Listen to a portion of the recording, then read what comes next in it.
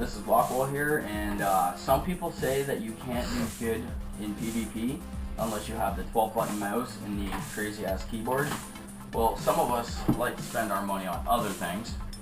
Nice 1000-watt concert stereo. And I'm just going to show you how you can do good PvP without having all the expenses. Come on, take them off. So pretty much what you're going to do is you're going to steer with both your mouse buttons.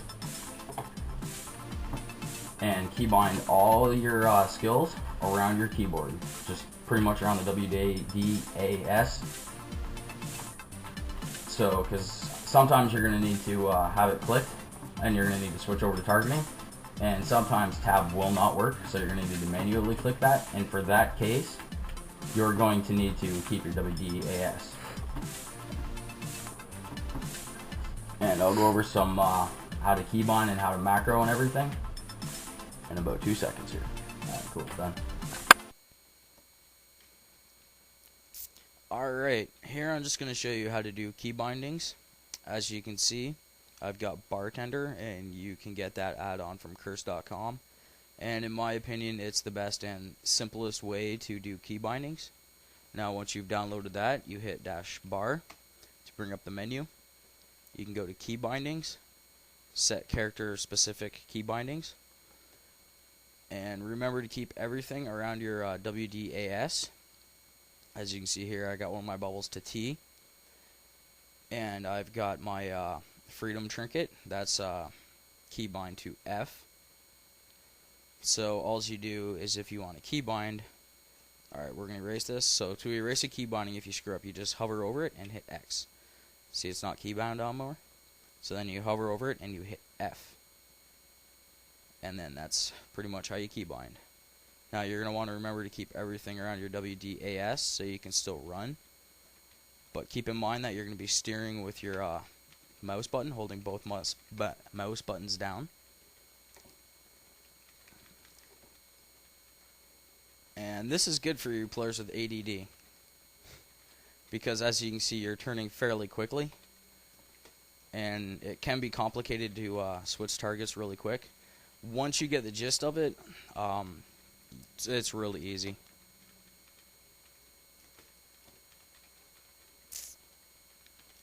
And if you have any further questions or anything, just leave them in the comment box. And give me a second here, and I'm going to show you some gold tips for low levels and for high levels. Alright, so here's a level 80 gold tip. Now here, what you're farming for is the crystallized fire, which you can turn into eternal fire, and depending on your server, they sell pretty high.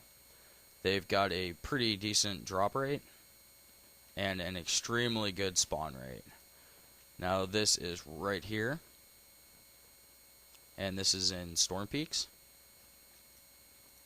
Pretty much what you want to do is just keep running around. And they got a pretty fast spawn rate, as you can tell.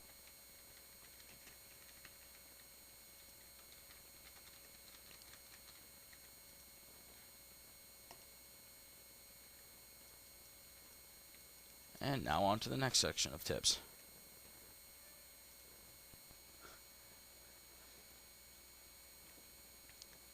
Alright, so here we're going to show you how to make some quick fast gold if you're rolling on a new character server with a new character with absolutely no characters on that. We'll just click this one and use it as an example. So you go to create new.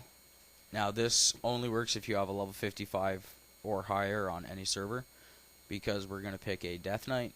Doesn't really matter what class or what faction or what race. And just pick a random name. We'll go with Daffer. So pretty much what you're going to do is you're going to go and do all the Death Knight starting quests, not buy any talents or any skills, and then just send that money to the new character you're creating on that server. Now by doing this, you can get around 50 gold to 100 just from doing about 20 minutes of work. Now that's pretty good if you're freshly starting off on a new server. Alright, and here we're going to cover gold tips for the low levels. Now, this character is level 30. Yeah, level 30. You can do this at level 5. In fact, I have done it at level 5, and it's a good way to make a lot of gold. It does take a bit of time, and it's not very leveling efficient. But pretty much all you do is run around these starting zones, and you look for ore, mainly copper ore. And you pretty much farm till all your bags are full. Now, you don't smelt the ore, you sell the ore itself in the auction house. Because everybody's leveling up, they're willing to pay 4 to 20 gold per stack of ore, depending on your server. Now, at the same time as you're doing this, you can also pick up herbalism and hit 2 birds with 1 stone. So you're not only farming for one thing, you're farming for 2 things. And it's a nice way to be more efficient at farming gold.